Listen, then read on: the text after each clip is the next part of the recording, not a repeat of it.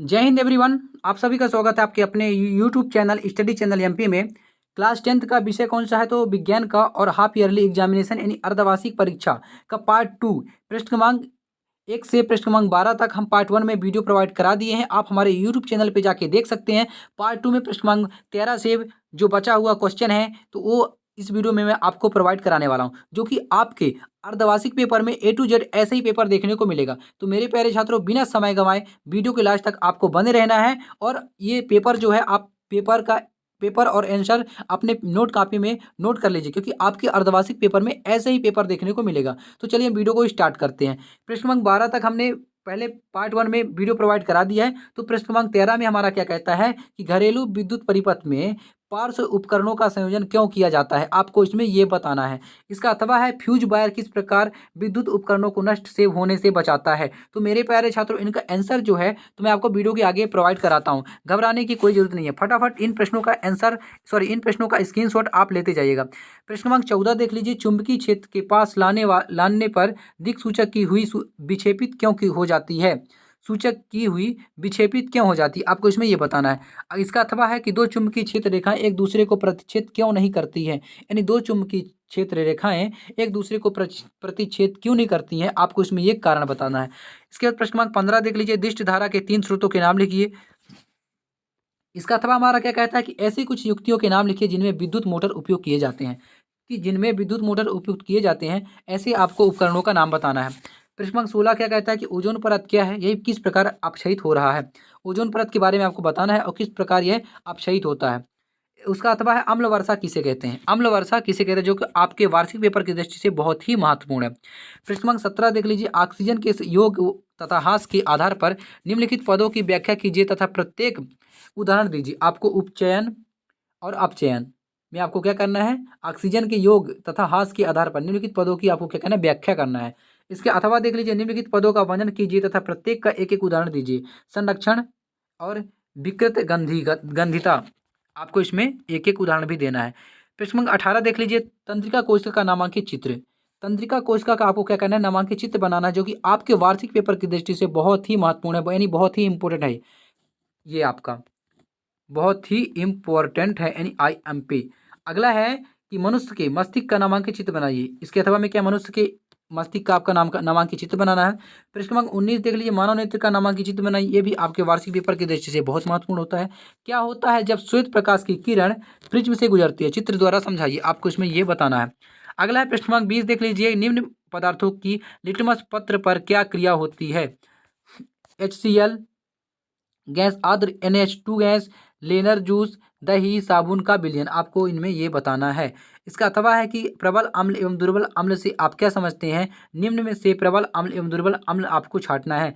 Citric अम्ल HCl, citric अम्ल, acetic अम्ल HNO3, फार्मिक अम्ल एवं H2SO4। प्रश्न क्रमांक 21 देख लीजिए। प्रथम 4 हाइड्रोकार्बन के नाम लिखिए। सूत्र एवं संरचना, आपको इसमें यह बताना है। उसका अथवा है निम्नलिखित अभिक्रिया को उदाहरण से समझाइए।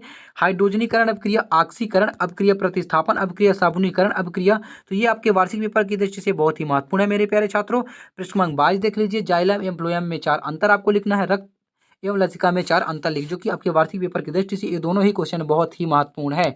तो आप इन क्वेश्चनों का फटाफट स्क्रीनशॉट ले लीजिए। अब हम आपको आंसर प्रोवाइड करा देते हैं। क्या आंसर प्रोवाइड करा देते हैं? तो प्रश्न क्रमांक 12 तक हमने पिछले वीडियो में करा दिया था। प्रश्न क्रमांक 13 का हमारा जो राइट आंसर है, तो ये प्रश्न क्रमांक 13 का राइट आंसर आप फटाफट स्क्रीनशॉट ले लीजिए। घरेलू विद्युत परिपथ में विद्युत उपकरणों का संयोजन पार्श्व क्रम में इसलिए किया जाता है क्योंकि उन सभी उपकरणों के समान विभवांतर उपलब्ध हो सके। आप ये इसका हमारा राइट आंसर हो गया।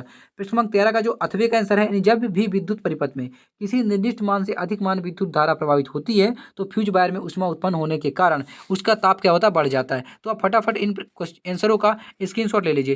प्रश्न क्रमांक 14 का हमारा जो राइट आंसर होता है तो ये हो गया, यानी दिक सूचक भी एक छोटा सा चुंबक है तथा दो चुंबकों के ध्रुवों के मध्य आकर्षण है एवं प्रतिकर्षण के बल के कार्य करते हैं। फलस्वरूप दिक सूचक की सुई चुंबक के निकट लाने पर विक्षेपित हो जाती है। क्या हो जाती है? विक्षेपित हो जाती है। हमारा इसका राइट आंसर हो गया। प्रश्न क्रमांक 14 का जो अथवे का राइट आंसर है, यानी दो चुंबकीय क्षेत्र रेखाएं एक दूसरे को प्रतिच्छेद नहीं करती, क्योंकि यह अगर परस्पर प्रतिच्छेद करेगी तो प्रतिच्छेद बिंदु पर क्षेत्र की तीव्रता की 2 दिशाएं होगी, ये जो संभव है।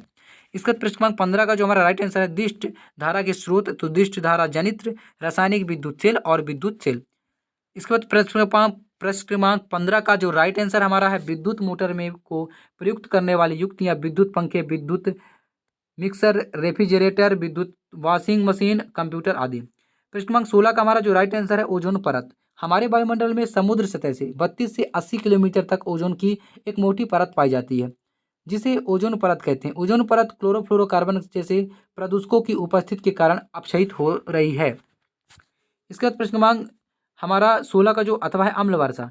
वायुमंडल में जब अम्लीय जैसे CO2, SO2, SO3 एवं नाइट्रोजन के ऑक्साइड एकत्रित हो जाते हैं, तो वर्षा के जल में घुलकर अम्ल बनकर बरसते हैं, जिसे अम्ल वर्षा कहते हैं। प्रश्न क्रमांक 17 का हमारा जो राइट आंसर है, देख लीजिए, उपचयन। यानी जब किसी पदार्थ से ऑक्सीजन का संयोग होता है, उस पदार्थ का उपचयन होता है, अर्थात किसी पदार्थ एवं ऑक्सीजन के योग की अभिक्रिया उपचयन अभिक्रिया कहलाती है। इसका एग्जाम्पल जो है आप देख लीजिए और फटाफट स्क्रीनशॉट ले लीजिए। अपचयन यानी जब किसी पदार्थ से ऑक्सीजन का ह्रास होता है, तब उस पदार्थ का अपचयन होता है। यह ऑक्सीजन ह्रास की अभिक्रिया यानी अपचयन अभिक्रिया कहलाती है। इसका एग्जाम्पल भी है, आप स्क्रीनशॉट ले लीजिए। इसके बाद अथवे का संरक्षण अभिक्रिया। संरक्षण यानी जब लोहे या लोहे जैसे पदार्थों से बने वस्तुएं अपने आसपास अम्ल, आर्द्रता, नमी आदि के संपर्क में आती है, तब ये संरक्षित हो जाती है। इस प्रक्रिया को अपन क्या कह सकते हैं, संरक्षण कह सकते हैं। उदाहरण है लोहे पर जंग लगना, अर्थात उस पर लाल भूरी परत का जमना। इसके बाद विकृत गंधिता यानी तेल या वसायुक्त खाद्य पदार्थ, ये आपका आंसर हो गया। होकर अपना स्वाद एवं गंध को बदल देते हैं, यह घटना विकृत गंधिता कहलाती है। इसके बाद उदाहरण इसका जो हो गया, देख लीजिए आप उदाहरण फटाफट। इसके बाद प्रश्न क्रमांक 18 देख लीजिए। प्रश्न क्रमांक 18 का हमारा जो राइट आंसर है, तंत्रिका तंत्र का नामांकित चित्र, तो आप तंत्रिका तंत्र का नामांकित चित्र बना लीजिए। इसके बाद अगला है मनुष्य के मस्तिष्क का नामांकित चित्र, जो कि आपके वार्षिक पेपर की दृष्टि से ये क्वेश्चन बहुत ही महत्वपूर्ण है।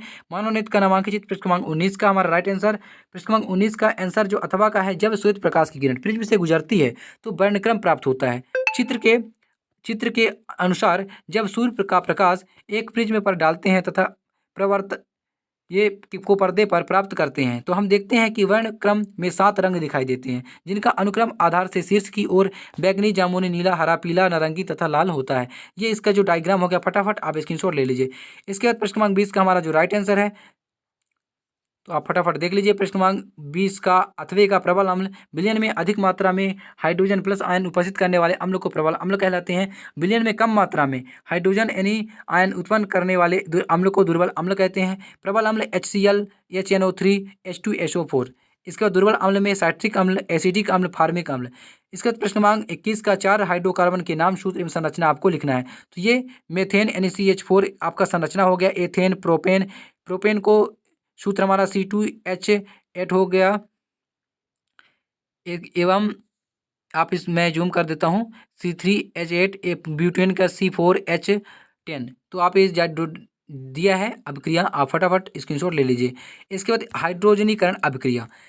असंतृप्त हाइड्रोकार्बन यानी निकिल उत्प्रेरक की उपस्थिति में हाइड्रोजन से संयुक्त होकर संतृप्त हाइड्रोकार्बन देते हैं, यह अभिक्रिया हाइड्रोजनीकरण अभिक्रिया कहलाती है। इसका जो एग्जाम्पल है आप फटाफट देख लीजिए और स्क्रीनशॉट ले लीजिए। ऑक्सीकरण अभिक्रिया। एथेनॉल क्षारी KMNO4 की उपस्थिति में गर्म करने पर ऑक्सीजन से अभिक्रिया करके एथेनोइक अम्ल में ऑक्सीकृत हो जाते हैं, यह अभिक्रिया ऑक्सीकरण अभिक्रिया कहलाती है। इसका जो एग्जाम्पल आप देख लीजिए। प्रतिस्थापन अभिक्रिया हम किसे कहते हैं, आपको इसमें बताना है।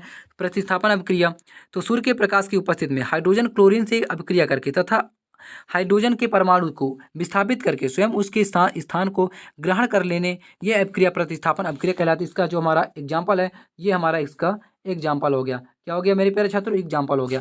आगे देख लेते हैं प्रश्न क्रमांक हमारा जो साबुनीकरण अभिक्रिया है। एस्टर सोडियम हाइड्रोकार्बन से अभिक्रिया करके सोडियम की कार्बनिक लवण बनाते हैं, यह अभिक्रिया साबुनीकरण अभिक्रिया कहलाती है। इसका जो एग्जाम्पल है आप फटाफट देख लीजिए। प्रश्न क्रमांक 22 का जाइलम एवं फ्लोएम में अंतर, तो जाइलम एवं फ्लोएम में अंतर ये आप करा, फटाफट आप स्क्रीनशॉट ले लीजिए।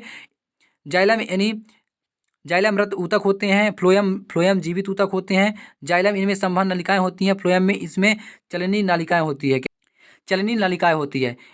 फ्लोएम यानी इनकी भित्ति बहुत मोटी होती है और जाइलम की भित्ति क्या होती है, बहुत मोटी होती है। फ्लोएम की भित्ति क्या होती है, बहुत कम मोटी होती है। इसके बाद इसके अथवा का रक्त और लसिका में अंतर, तो रक्त और लसिका में अंतर।